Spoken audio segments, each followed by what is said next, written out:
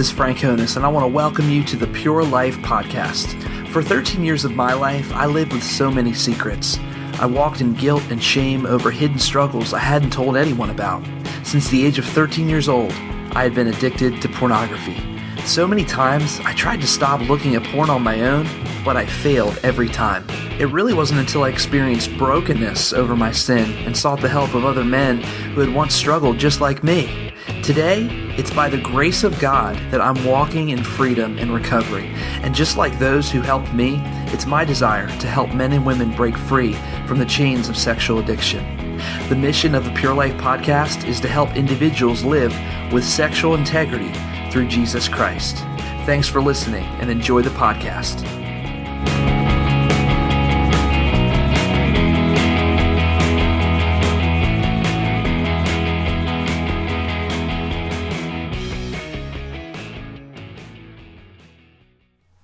Hey everyone, this is Frank Honus, and I want to welcome you to episode 104 of the Pure Life Podcast, 5 Roadblocks in Recovery. That's our purity topic this week that we're going to talk about, that we'll jump into in just a second here. But before we jump in, I just, again, want to thank you so much for supporting this podcast, watching, listening, connecting with us on Facebook and Twitter, and all those different ways, sharing this podcast with your friends, with those who need to hear the life-changing transformation of Jesus Christ, but also one of recovery, of sexual recovery, where my faith in Jesus, my trust and my hope in Jesus, and my recovery intersect. And that is what the Pure Life Podcast is all about, helping men and women find sexual integrity through Jesus Christ.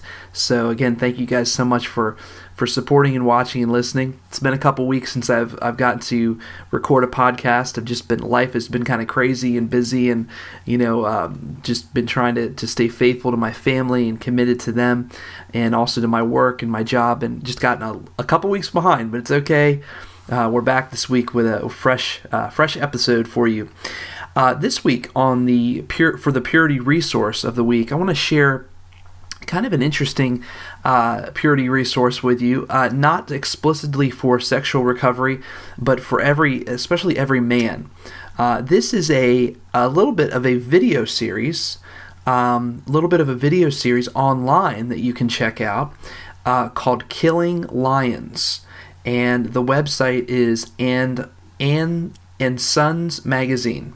Okay, it's called andsonsmagazine.com. Actually, is the website address, andsonsmagazine.com. But and I have the link. I'll post the link to our website here along with the podcast. But this video series is called Killing Lions, and there's actually 17 episodes here. That it's a video YouTube series.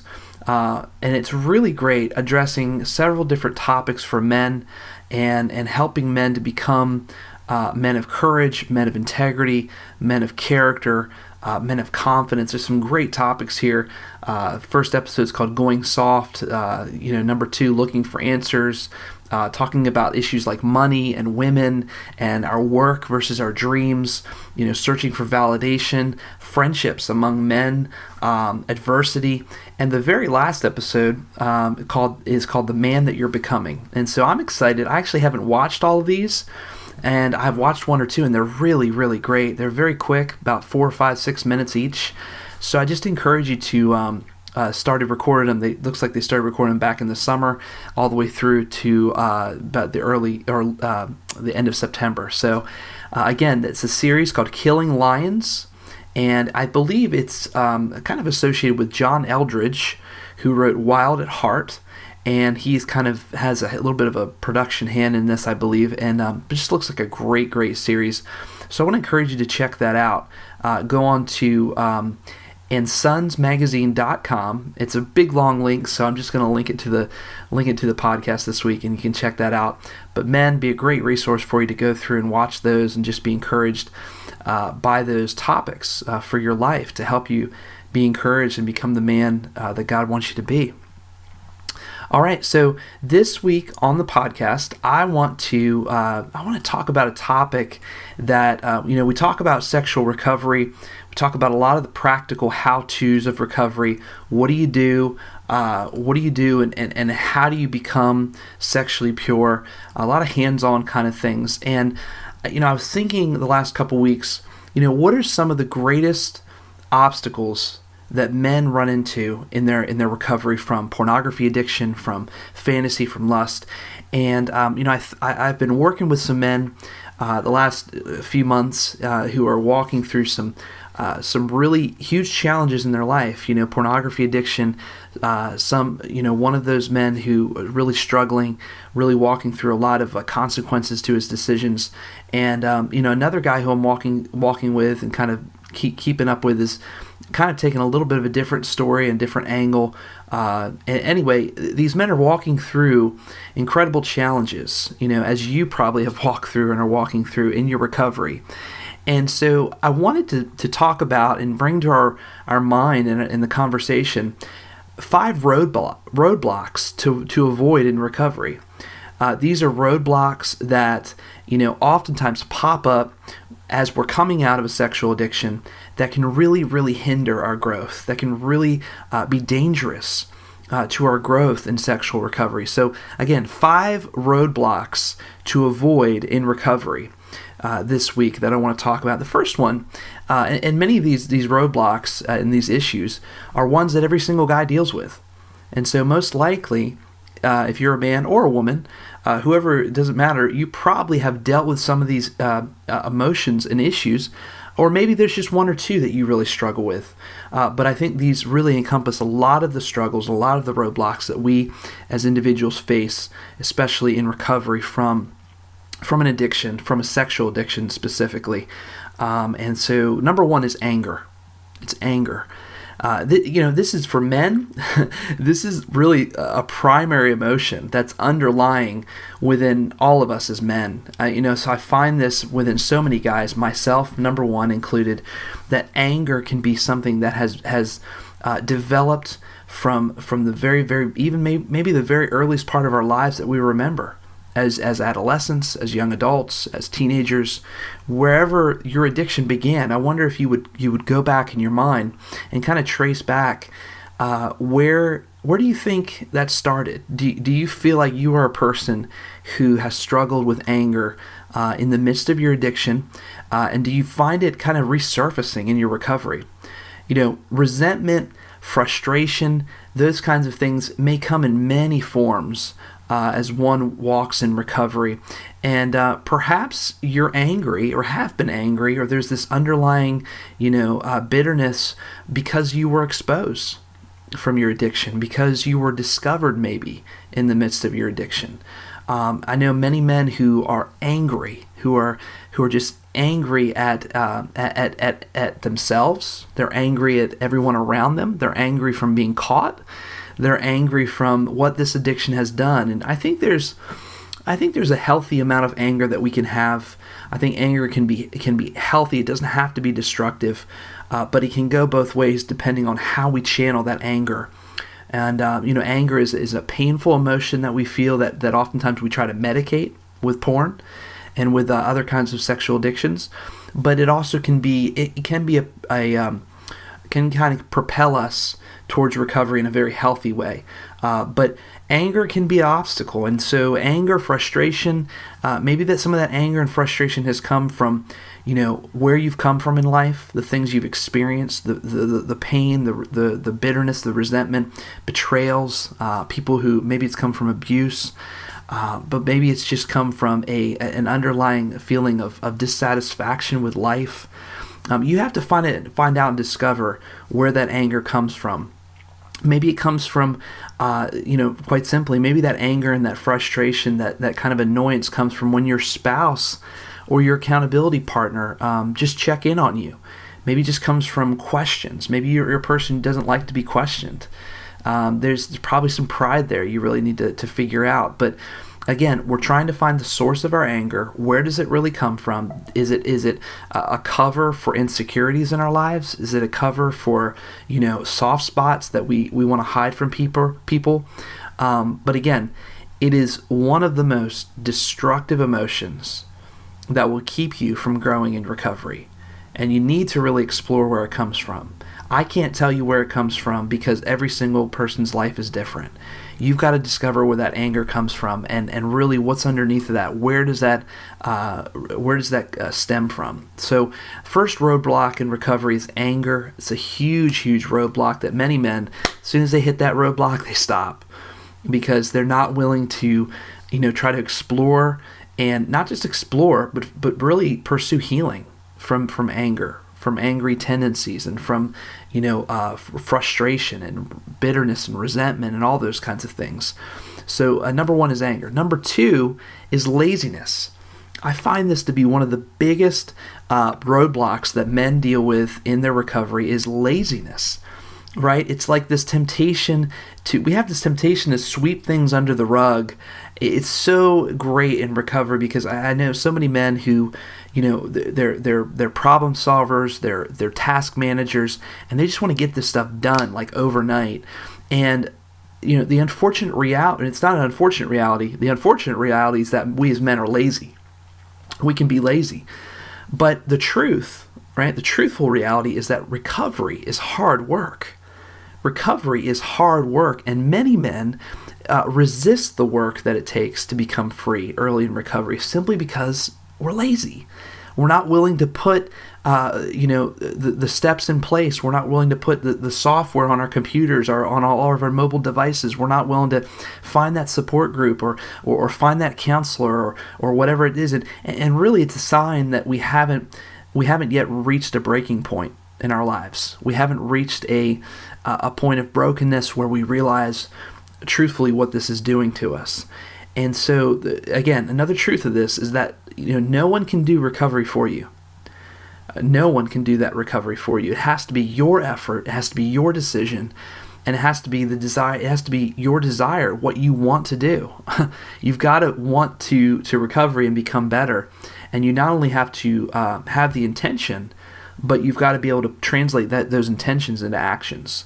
And so I find this to be a major obstacle and a roadblock for guys. It's just laziness and not putting into place the boundaries and the barriers, what they need for their recovery.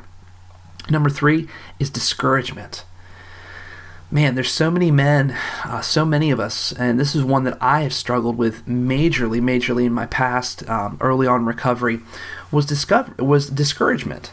Early and throughout recovery, the truth is that, for a lot of us, there's going to be relapses. There's going to be slips. There's going to be times that you just mess up. You don't go from, sexually addicted man to sexually recovered, pure man overnight. Again, this is not a drive-through kind of recovery. There's going to be those times where you mess up. There's going to be those times when you screw up. But the encouragement here is that you have to keep fighting. You can't give up. There's just going to be times where you just still struggle. And throughout that time is the time where you are putting into practice, your action plan for recovery. You're staying a part of a support group. You're staying in connection and communication with other brothers who can encourage you, keep you accountable. You're focusing your mind and your heart and your energy. You're really giving your all to this recovery. I find that with discouragement comes kind of this attitude of you can't do it. You're too weak. You're a failure. And all those things are from Satan. They're all from the enemy. He wants nothing more than to discourage you, to tear you down, for you to believe that you are worthless, that you're not able to find hope, to find freedom, to find healing. And all those are lies. They're all lies. And so those kind of lies bog down so many of us as men. But we need to remember that recovery is worth it. Recovery is worth it. The pain that you experience even in recovery, being whether you were exposed or caught or you confessed, that pain and those emotions that you feel are worth it. You can do it. You can recover and you can find healing, and it is not too late. Your story is not closed. It's not the end of your story. This is honestly just the beginning of your story. It's potentially the greatest story of your life if you really allow it to be and you put that work into your recovery. So don't be discouraged. Number four, the fourth roadblock is comfort. Now, this one might sound a little interesting and maybe a little different because it is slightly related to laziness, actually. Becoming comfortable.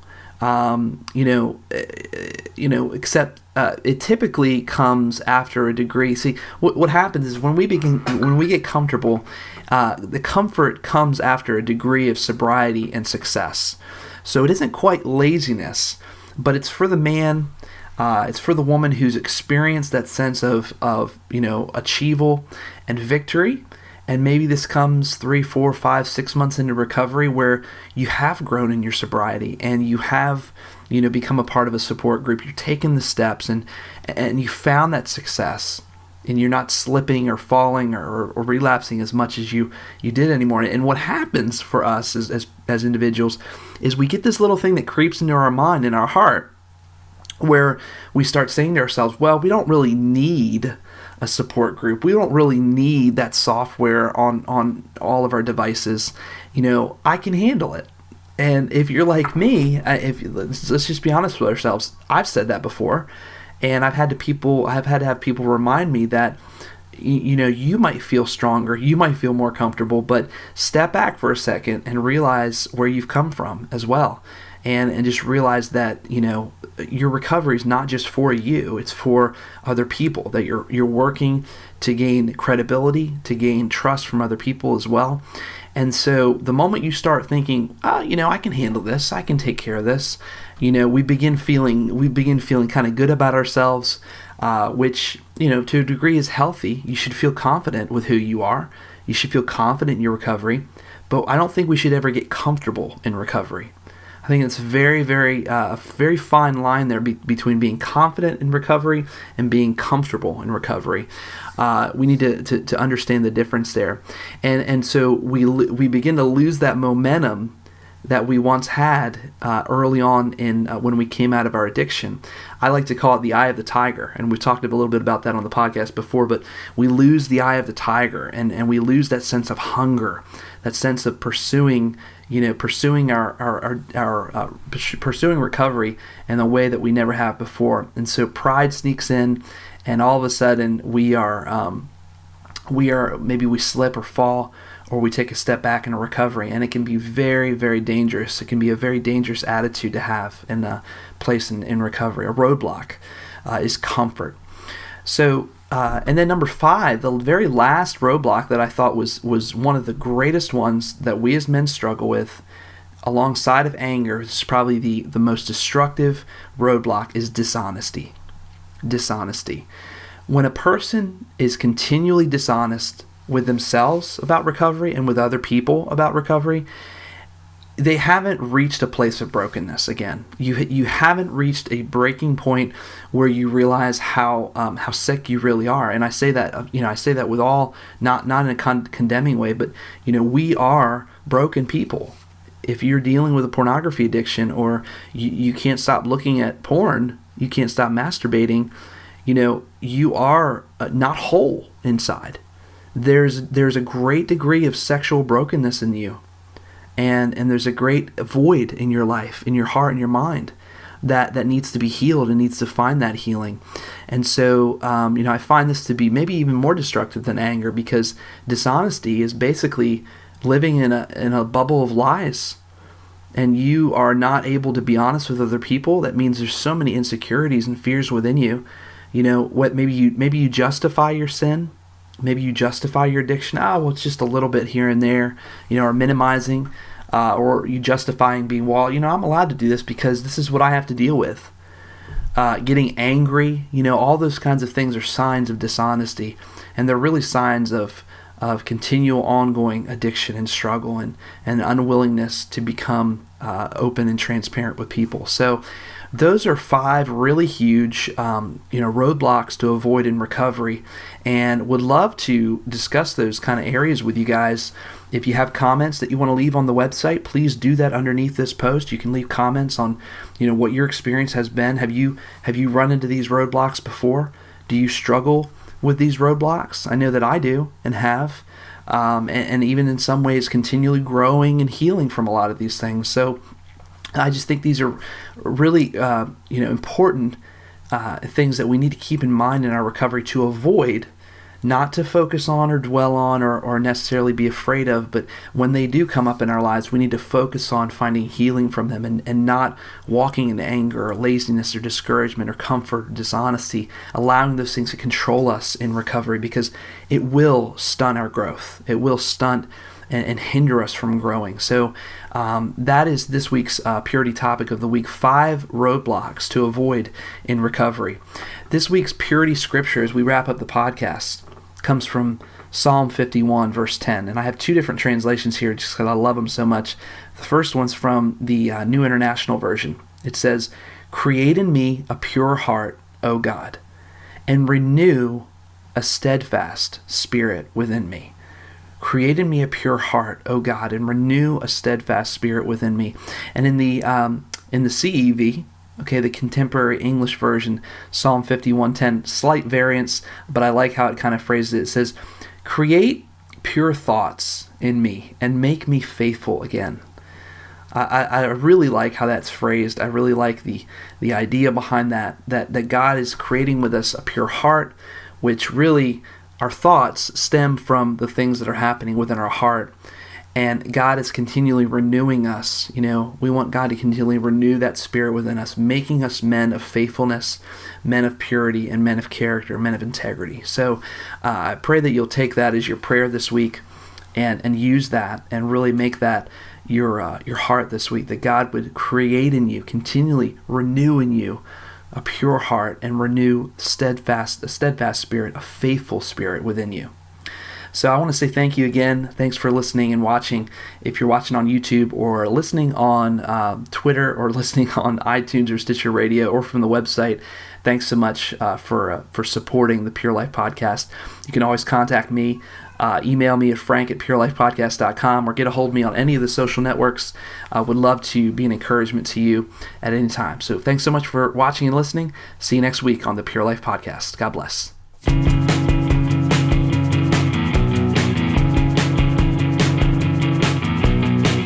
Hey everyone, thanks for listening and watching the podcast this week.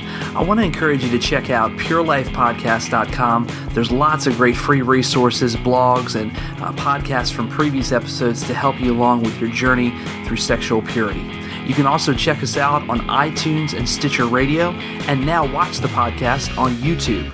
Also find us on Twitter and Facebook, and if you need to email me or contact me with any questions, comments, or feedback, you can email me at frank@purelifepodcast.com. That's frank@purelifepodcast.com. Have a great week, and we'll see you next time on the Pure Life Podcast.